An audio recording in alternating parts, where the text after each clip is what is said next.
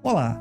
As enchentes no Rio Grande do Sul trouxeram para o debate e para a pauta da imprensa nacional e internacional o negacionismo científico, que, semelhante a um dragão, cospe as chamas de desinformação, que se ergue como um obstáculo ao progresso para a proteção da vida, como vimos durante a pandemia da Covid-19. Ou ainda a busca por soluções para os grandes desafios da humanidade. Mas o que leva indivíduos e grupos a negarem a ciência, mesmo diante de fatos concretos? Este é o tema do debate de hoje. Para superarmos este momento difícil para o estado do Rio Grande do Sul e evitarmos ou ainda estarmos preparados para novos desastres climáticos, é preciso refletir, pensar e analisar cientificamente as opções e caminhos a serem adotados, pois nestes momentos não faltarão vendedores de milagres, ou como já é chamado, o capitalismo de catástrofe, empresas especializadas em vender soluções milagrosas. Contudo, continuaremos a nossa conversa desse 7º episódio do programa Conexão Ipanema Carioca, Ciência e Cotidiano em Diálogo, logo após ouvirmos uma música. Hoje, a minha programação será a música Paciência, de Lenine, gravada em 1999. A música nos provoca a respirar fundo e a ter paciência nesse ritmo acelerado da vida moderna e que precisamos reconhecer que a busca pela verdade exige tempo, dedicação, estudo e, claro, sermos pacientes. Curte a música que eu já volto.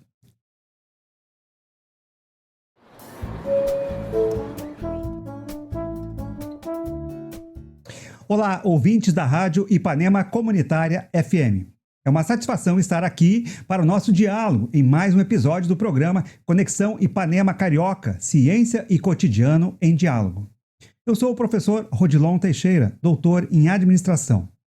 A nossa conversa hoje continua sobre o difícil momento em que o estado do Rio Grande do Sul e os gaúchos estão vivendo. Nessa calamidade que atingiu proporções inéditas e que se iniciou há pouco mais de um mês, quando as enchentes atingiram Porto Alegre, a capital, e diversos municípios. Não vou trazer aqui estatísticas que a imprensa atualiza diariamente, pois é muito triste ouvir os relatos e as situações que a população está vivendo.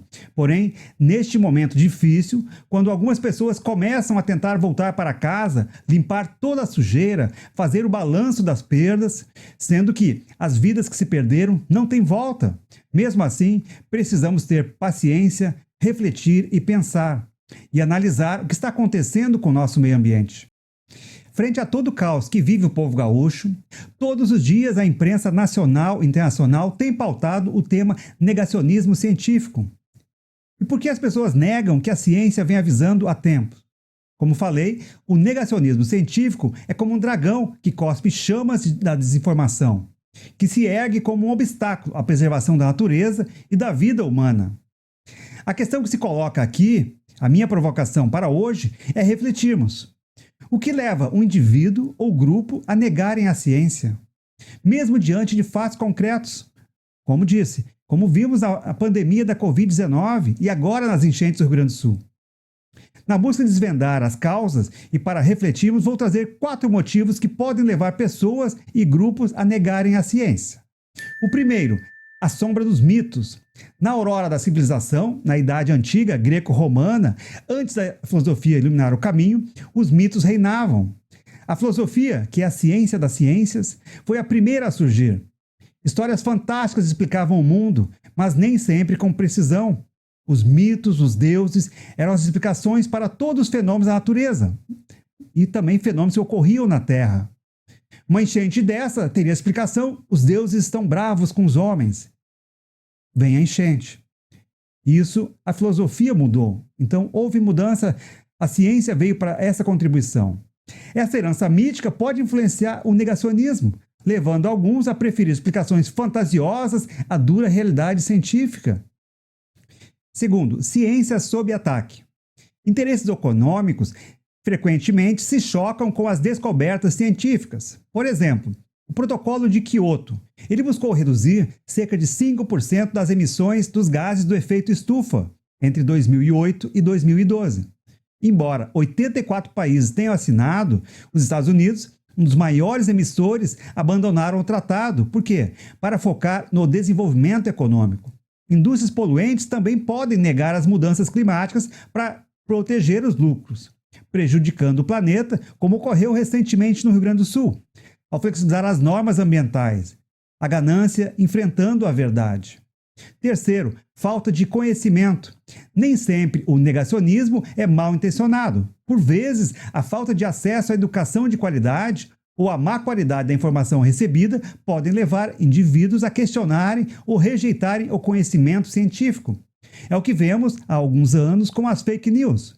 Combater a desinformação e garantir acesso à educação de qualidade são ferramentas cruciais para combater esse tipo de negacionismo. Quarto, desconfiança e polarização. Em um mundo cada vez mais polarizado, a confiança nas instituições e nas comunicações da comunidade científica podem ser abaladas. Fake news e discursos populistas exploram essa desconfiança, semeando dúvidas e minando a credibilidade da ciência. Assim, seguem aqui algumas sugestões de caminhos que cada um de nós podemos observar para encontrar a verdade. Educação científica para todos. Ampliar o acesso à educação científica de qualidade, desde a base, é fundamental para formar cidadãos críticos e capazes de discernir fatos e ficção. Outro, divulgação científica acessível. A ciência precisa ser comunicada de forma clara, concisa e acessível ao público em geral. Linguagem simples. Exemplos práticos de uso das mídias populares podem aproximar a ciência da população. É o que nos propomos aqui neste programa. Combater a desinformação. Combater a proliferação de fake news e conteúdos enganosos nas redes sociais e outros meios de comunicação. É crucial para evitar que a desinformação envenene as mentes e alimente o negacionismo. Diálogo aberto e respeitoso. O diálogo aberto e respeitoso entre cientistas, autoridades e a população é essencial para construir pontes e superar as barreiras da desconfiança. Ouvir as dúvidas e preocupações da população é o primeiro passo para construir um consenso em torno da ciência. O negacionismo científico é um desafio complexo, mas não insuperável. Com educação, comunicação clara, combate à desinformação e diálogo aberto, podemos valorizar a ciência para o bem da humanidade. Como os primeiros filósofos enfrentaram mitos e deuses, eles buscaram a ciência como o caminho da verdade. A ciência é nossa bússola no mar de incerteza, guiando-nos para enfrentar um futuro melhor. Negar a ciência é negar o progresso, é negar a vida, a esperança e a própria verdade. Essas são minhas provocações para refletirmos sobre este momento de muito sofrimento, hoje do povo gaúcho. Mas se continuarmos negando a ciência, poderão outras populações, outras cidades, outros estados também irão sofrer. Então, hoje estamos buscando somente a ciência para explicar o que acontece, deixando de empregá-la corretamente para evitar e proteger as pessoas. Estamos fazendo o emprego equivocado da ciência. Bom, chegamos ao final desse episódio. Você encontrará esse programa no meu canal do YouTube. Agradeço a sua companhia, espero que a nossa conversa tenha provocado reflexões. Pense sobre isso. Tchau, até breve.